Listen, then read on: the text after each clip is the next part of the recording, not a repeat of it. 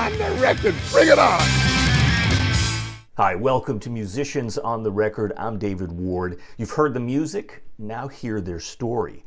And it's not just a music interview today. This, my friends, is a history lesson. Mr. Hal Blaine is on the show, legendary drummer for the Wrecking Crew, the amazing group of studio musicians that were in Los Angeles in the 60s and 70s. Hal has played on the soundtrack of our lives, from everything from Elvis to Sinatra to the Beach Boys, Brian Wilson, Pet Sounds. The list goes on and on. Over 35 number one hits, over 8 Record of the Year, Grammy Award winners. He's a Hall of Fame drummer, amazing career. I don't think there's been anyone like him or will be. I'm so honored that Hal was my first guest on the show, and I'm really glad to bring this interview to you now. If you don't know Hal Blaine, look him up online. There's a lot of great information where you get to see his music, his discography. I'd love to hear what your favorite Hal Blaine music is. Whether you're watching this on Facebook, YouTube, or musiciansontherecord.com, let me know. I'd love to hear from you. Hal requested to be interviewed by phone, so I invite you to sit back and listen to one of the greatest stories in rock and roll history. Here's my time with Hal Blaine.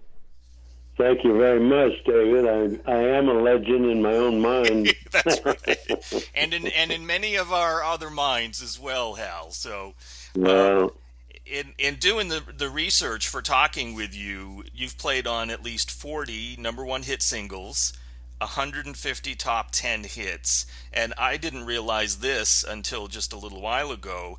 6 consecutive Record of the Year Grammy Award winners from 1966 to 71. That's fantastic. I don't think that's ever been done or probably will be done again. Well, then I've had 2 more since that. 2 more? So, and who was that with, Hal? well, the 7th one was the Captain and Tennille. Yeah. Love Will Keep Us Together. You bet. And then the one last year was with Glenn Campbell. Wow. And I'm Not Gonna Miss You or something like that. I forget the name of it now. It was a shock to all of us. Yeah. When I got the call that it was Record of the Year. Wow. That's amazing. 2015. Yeah. So you're still going strong, still rocking out then. Well, one of those things, I was very lucky that way. Yes. And Glenn, of course, it's a very sad story about Glenn. Yeah. And he's suffering with Alzheimer's. Sure. So his family's with him, and he's in a hospice in the Nashville area. Mm-hmm. And they tell me that he goes from room to room singing. Wow. For all these people who do not know who he is, and he doesn't know who they are. Wow. It's really sad. Yeah. Yeah, he's really a very good guy, but he was a major one of the founding fathers of our Wrecking Crew. Absolutely. Yeah. It also, good guy. yeah, and your whole crew there. It also seems to me like even when we're little kids or just deep in the subconscious, how powerful music is. That if he is, if he's struggling with what he's struggling with, but still walking around and singing, exactly. Yeah, that's amazing. That's amazing.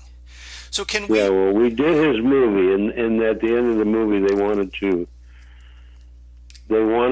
After we did all kinds of interviews and stuff for his film.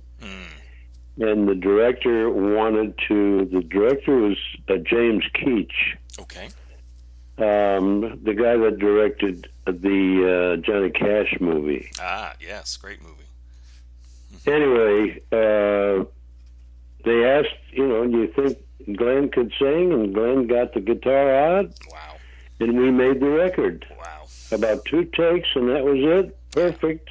It's incredible. 2 takes. Is that just about? Yeah, it was perfect. Yeah. Is that how you used to do it in the Wrecking Crew? 2 takes. More or less. Yeah, more or less. Yeah. Why mess with perfection, right? Just exactly. Absolutely. If it works, yeah, don't fix it. There you go. Fantastic. So I'm wondering, can we start with more of the beginnings for you? And I know we were just chatting that you were born in Holyoke, Massachusetts. When did I was this? born in Holyoke, Yeah, 1929, 1929. and I'm getting older as we speak. Aren't we all? Aren't we all? And Right? then when I was about 6 or 7 years old, we moved to Hartford, Connecticut. Okay, got it. And that's where I went to high school, Weaver High in Hartford. Okay. And, I just kind of got hung up on drums, watching the kids across the street marching and etc. I think it was St. Michael's or one of those saints. Okay. The school had a marching band, and I used to go over and watch them all the time, and I guess I got hooked. I don't know, but I guess I'm also lucky that I had good ears for playing, Yes.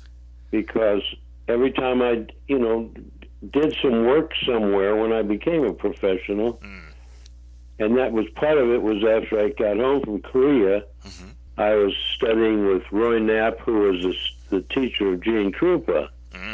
There was a great school. It was the Percussion Institute. Okay. Where was that? In Chicago. Chicago. Spent 3 years there, graduated, came to L.A., and got very lucky. And so, was music in your family at all growing up? Not at all. Not at Oddly all. enough, Amazing. Oddly enough, there was a violin in a case in the closet that I remember seeing all the time. Okay. And one day I got that old violin out after I became successful. I got the violin out and I took it to a violin maker in Hollywood who completely went through it. It was just a beautiful instrument. And I decided it's silly to just be sitting there. Yeah. And so I went to the union and I found out about a fellow who had a young son who wanted to be a violinist. His father was a guitarist, and so I donated Lovely. this Italian violin that I had that my dad had, I guess, brought from Europe. I don't know. I have no idea. Yeah. Wow. So anyway, it was just one of those things. But the guy that received it, this little boy, and they took pictures of us at the union. He's just a little tot. I don't know. He was probably 7, 8 years old, something like that. Maybe 9 years old. Yeah. And he's become one of the major fiddlers in the country field and one of the great classical players. Wow. And he's still playing that violin. That's amazing. But he can tell the story that he got his first violin from Hal Blaine. Well, that's true. Yeah, It's pretty amazing. yeah. It's pretty amazing. Yeah. What an inspiration that is, right? It's terrific. I've been thrilled about it for years because he's been a first violin call in New York for a long time with a lot of people. Wow, Yeah. that's incredible. Why do you think for you, Hal, you were called to the drums versus, and I don't know if you play any other instruments, but why the drums for you, do you think? Well, I think I had good ears, first of all. And when I finally went to school, got home from Korea, I did take the GI Bill. That's right. Okay. And, of course, I studied piano. I studied voice. We studied tap dancing. There's a lot of stuff going on at the Roy Knapp School of Percussion. Yeah. And one of my classmates was Buddy Harmon, who became the drummer out of Nashville. He actually introduced drums to the Nashville country scene. Amazing. And he was doing all those great records. There were over 500 drummers in that school at the time. That's incredible.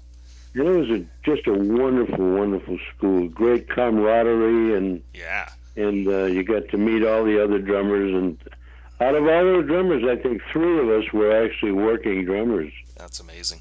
So it sounds like Roy Knapp was one of the important teachers for you musically. Very important, very important. He had a number of teachers in the school. and Margie Himes was teaching, who was one of the great vibraphonists. She was teaching mallets to a lot of us. And I think it was Bill Seaman or Phil Seaman, something like that. He was one of the great teachers. There were a lot of great teachers there, and they really cared. And it was wonderful. And fortunately for me, I was saying, out of the over 500 drummers going to school at the time, I got, long story, too long to go into, but I got a job working in a nightclub with strippers. And while I was doing these strippers, you know, there were 10 or 12 strippers a night. Yeah. And you're sight reading the music. Wow. Fortunately, I was going to school from 8 in the morning till 4 in the afternoon, and then I was going to work at night from 8 at night till 4 in the morning. Oh my God. Burning the and candle. all of the sight reading that I was doing really prepared me for what I eventually fell into. It was like falling into a vat of chocolate. Yes, right. Was the Hollywood session scene. And thank goodness that I did study. Yes. Nothing ever panicked me. It was just, you know, there was times when I was doing symphony work in the morning and rock and roll in the afternoon or in the early evening. Yeah. Just hit after hit after hit after. I had a little room. I had my little office full of gold records. Yeah, I mean, it's incredible just seeing the list of I used to work on an oldies radio station, Hal. I was a disc jockey for about 10 years. Okay. And, you know, I basically, our entire catalog you played on. It was incredible. So Exactly. Yeah, I was very, very fortunate. Yes. No question. Who were some of the musicians for you early on, Hal, that inspired you? Well, you know, Gene Krupa was the man. Absolutely. As the drummer, and then of course Buddy Rich came along, and there's no one like Buddy Rich, and he became a good friend of mine. Nice. In fact, Buddy hired me to do his daughter's album. Oh wow! And one of the great compliments that I received was some of the guys asked Buddy why he didn't play on his daughter's Kathy's own album, and he said I wanted the best. Wow. And so, boy, what a compliment to get. And Buddy and I became friends. That's great. It's really high praise. He was a good guy. He was a good guy. Absolutely. But there were a number of all those great drummers out there. Frankie Capp, who was from the Boston area, was a great jazz drummer. And one of the really great drummers who became quite famous. He introduced the double bass drums to the world. You're talking about Louis Bellson or Carmine? Louis Bellson. Yeah, Louis Bellson. Of sure, course, absolutely. Another good legend. guy and a good friend. And and Shelly Manne. Yes. And I came along at a time when a lot of the top drummers refused to even consider playing rock and roll. Yeah. And so all of a sudden, when I fell into it, I was happy to play. Sure. And I didn't care. Sure. And I started getting calls from people like Shelly Manne. Wow. Asking me, what is it you're doing on these records there? And I told them, Shelly, it's just a backbeat on 2 and 4. That's it. Right. Depending on the feel of the song. If it's a dotted feel, yes, then you're still doing it on 2 and 4. Yeah. If it happens to be in 3 or 6, you put the backbeat somewhere else. Yeah. And all these people became very good friends of mine. They used to ask if they could come by and watch me in the studio. Of course. Wow. Absolutely. That would be a treat right there. Amazing. It's funny you mentioned A Taste of Honey. One of the great stories, that was my very first Grammy-winning record of the year. Yes. Back in and 66. I'm walking down the street in Hollywood, and I lived in Hollywood, of course, and Shelly Manne had just opened his club called Shelly's Manhole. And it was a great little jazz club, and a lot of people were hanging out there and so forth. So I'm walking down the street, and Shelley's out in front of the place, washing a window or something, and he spots me, and he calls me over and says, "Man," he says, "I love what you did on that record. It's such a big hit, you know." And I said, "Yeah, it's great fun." Both Albert and Jerry Moss were the owners of A&M, you know, and all started when we did a record called The Lonely Burl. And then, of course, we did Taste of Honey, and so many great records. Absolutely. But the point is that you know, and I'm a real prankster, unfortunately. And I said, Shelley, you're not going to be very happy, but with the fame that Herb is getting, he's going to be opening a jazz club right down the street here. And Shelley said, he was almost crying. He said, "Oh no, man, I just opened this club and we're doing well." And he said, "And Herb is going to open a club." I said, "Yeah." And he said, "You know the name of the club?" And I said, "Yeah." He's going to call it the Tijuana Brass Hole. Oh, that's great. Well, it was a great laugh. Yes, yeah. And Shelley was happy that he wasn't really opening. Yeah, he got the joke after a while, right? Yeah. But the rest of it for Herb, of course, became he purchased that entire block on La Brea, and which today is in the hands of the Muppets. Is it? The Hanson people bought all of that out from Herb. Yeah. Have you played on anything with them? I did the Muppets. I did John Denver and the Muppets. Right, of course. I spent 11 years with John Denver. It was just fantastic, all those years with John. Wow. When he would go out, which was rare, he didn't go out that much. But one of the things you learn in the business is that the top ring, the highest echelon sort of, is being a studio musician. And if you're on the road, the contractors who do all the hiring, they're not going to call you because chances are you're on the road. Interesting. So I had a secretary that did all my booking, and she never said I was on the road because when I went out with John Denver, I was out for 2, 3, 4 days. That was it. Okay. So we were booked. I mean, the wrecking crew was booked for probably 2.5, 3 months in advance for everything we did practically. It's amazing.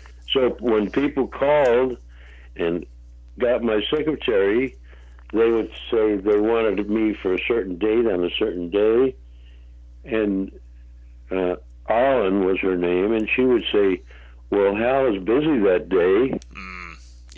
And they would say, "Well, can I book another day?" Well, there's one 3 weeks after that, and they'd say, "We'll take it." Yeah.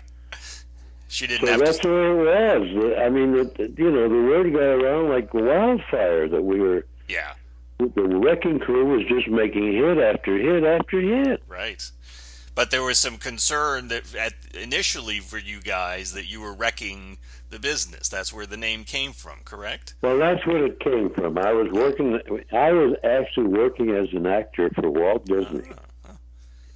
And when I started getting calls at the Disney studio playing music, it was for Walt. And it was just fine. He was a terrific guy. Yeah. And lots of great stories about him. But Walt's history is to this day is still one of the great historical people. Yeah. And what happened was that we got a call at the Disney Studios for a movie that they were doing about an automobile, a little car, Herbie the Car was called. Yes, sure. Yes. And I had worked with Buddy Hackett, who was in the movie. Ah, right. Yeah. And Buddy was a friend of mine, and I thought, this is great. We're both in the same movie. Yeah. But I was playing drums. I mean, went in there as a musician. Yes. And so when we arrived I think it was for us it was a 12 o'clock downbeat. They were were just dismissing a big orchestra from the music stage at Disney. And we went in, and this fellow started talking to us like we were punk kids off of the street, couldn't read music, didn't know a thing about the business. Yeah. They had no idea we had been doing everybody's records and movies. Yeah. With me, I just had my 5th Oscar-winning movie. Wow. Anyway, no big deal. Anyway, the point is, we would see a lot of the older guys standing around. These were the classically trained musicians who had been doing all the MGM spectaculars and all the Warner Brothers stuff. Yes. And they were hanging around to see what it was all about. Right. And they're watching us. And the fact of the matter, what happened was that this conductor was talking down to us like we'd never been in the studio. And he was saying, we don't want to frighten you with microphones. And we're saying, yeah, okay. Right. And don't let the music scare you. And he was explaining what a click track was. Didn't know we'd been doing click tracks for years. Yeah. Anyway, the point is that he told the click track lady to slow down the click. Oh, wow. And he explained to us that you'll hear a click in your headset. Yeah. And it's just to keep us in the same groove so we can all play together. It was 8 or 9 of us. Yeah. Including Glenn Campbell, who didn't read a note of music. He could hear anything and play. It's incredible, yeah. And so when he told the lady to slow the click down and go ahead and play it so we could hear it and watch the music so we could memorize whatever we could memorize. And when she hit the click, it was the proper click, and as soon as we heard click, click, 5, 6, 7, 8, we were playing. Yeah, right. And we played well over 100 bars of music perfectly. Amazing. What was his reaction? Well, that was it. He was completely amazed. Yeah. He said, "How did you guys do that?" And Tommy Tedesco, one of the greatest guitarists ever, absolutely, he stood up with almost like a little child with his thumb in his mouth. And he said, "Well, we practice a lot during the day, sir."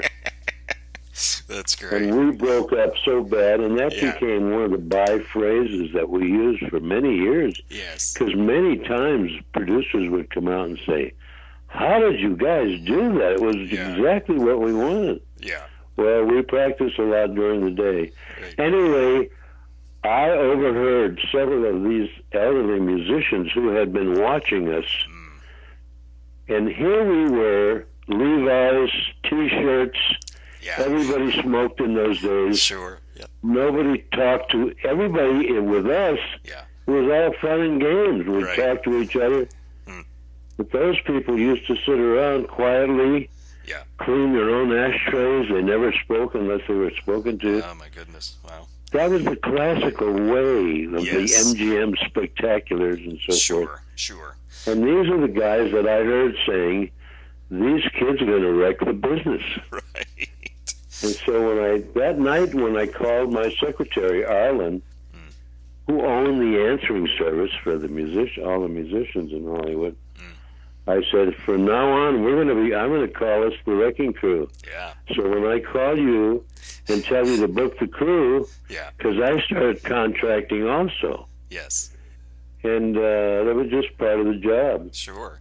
Well, you guys were. So we became the Wrecking Crew. Absolutely. You guys were a real band for years, a band together, just like any other band that you hear about. But you didn't. Absolutely. Yeah, you didn't hear about you guys too much, though. Did you ever take the Wrecking Crew out on the road, or think about going on tour with them? Never did. No. People have asked us that for years. Yeah.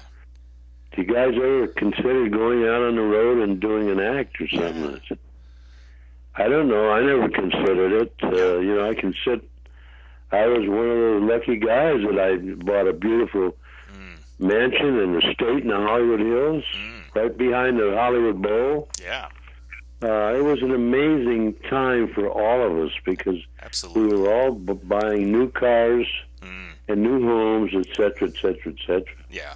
Well, and really, you were there just at that cusp, the birth of rock and roll and how powerful that was, and even the classical guys were seeing that as far as there's a change. And I must tell you that within weeks or even less, we were getting calls from a lot of classical musicians who are saying, I wish you would consider us one of these days if you're going to do some stuff where you need strings or an oboe or whatever. Wow. I mean, the Beach Boys, a perfect example of Brian Wilson, who didn't read a note of music but played piano.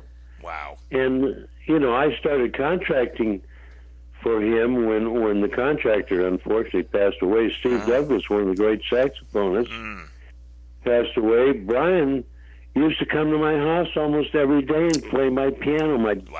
My little daughter would sit on his knee, and he'd bounce her on his knee. Amazing. I mean, the camaraderie was unbelievable. Yes. And yet every time we went in the studio, it was a hit record. Absolutely. We did all those Beach Boys. My God. You were on Pet Sounds? Eventually it was called Pet Sounds. Yes, right? It's fantastic. Yeah. Can we talk a little bit about that? Because in addition to yourself, I consider Brian Wilson a musical genius. I didn't realize absolutely he didn't didn't read music. But he certainly wrote a lot of that music, didn't he? Well, the thing was, he didn't write it with pencil in hand. Okay. What he wrote was just he didn't have the big sheets of music. He had a scratch pad, and he would write how many bars it was, and where we started, where we stopped in between, where there were breaks, and where we ended. Yeah. And he would also mark in whatever the chord was. It's incredible. And then when we would rehearse it, he would say, I don't like that chord that was there. Let's change it. Yeah. And everybody would put in their 2 cents, and they would come up with the right chord for what he was looking for. And, of course, eventually he got much better at it. Yeah. As, he was studying some. Sure. And a lot of people did not know that Brian was deaf in one ear. Ah, wow. No, I didn't know that. It was that really either. a terrible tragedy that his father had slugged him with a 2x4 one time. Oh, my God, awful. Yeah. And broke his eardrum, and it never got touched after that. Wow. Unbelievable. So Brian used to come to my house almost every day. He loved the cookies. I had a housemaid that was a baker. Yeah. And he loved her cookies and milk. Yeah. And he used to come over and give me gold records that Capitol Records was giving him. Amazing. And I would say, Brian, this is your name on here. This is your stuff. Yeah. Not my stuff. But he was really honoring you. He was a sweetheart of a guy. He really was a sweetheart. Yeah. And unfortunately, he fell into that terrible thing that some guys fall into. And I went through that whole period with him. Yeah. And thank God it all cleared up. Yes. And to this day, because I saw him not long ago, I was doing a documentary at one of the major studios, and it happened to be where we did most of the Brian Wilson, the Beach Boys stuff. Yeah, wow. Among others, we did everybody's records there. It was called United Western. Okay. And then it was called Ocean Way, and it went through various owners. And the wind-up was it's now called East West Recording Studios. And that's where we did Frank Sinatra. We did anything gigantic. Yeah. We did in the big studio. Yeah. And anything small we did in the little the Studio C, which is considered the Brian Wilson studio, because that's where we recorded every Beach Boy hit. It's amazing. It's amazing. But Brian loved to experiment. We would go to Gold Star sometimes, a very popular studio in Hollywood, and try various studios. And Brian, of course, was a genius because he would come up with instruments like the theremin. Right. Yes. I mean, it was unbelievable. Yeah, nobody ever heard of a theremin on a rock and roll Beach Boy Yeah, exactly. beach song or a hot rod song. Right. Right. That's what that whole trend was. It was Beach Boys, sun, sand, beautiful blondes. That's right. In bikinis. Right. Exactly. And also we were doing all the beach movies. Right. Beach blanket bingo. I mean, it just goes on and on and on.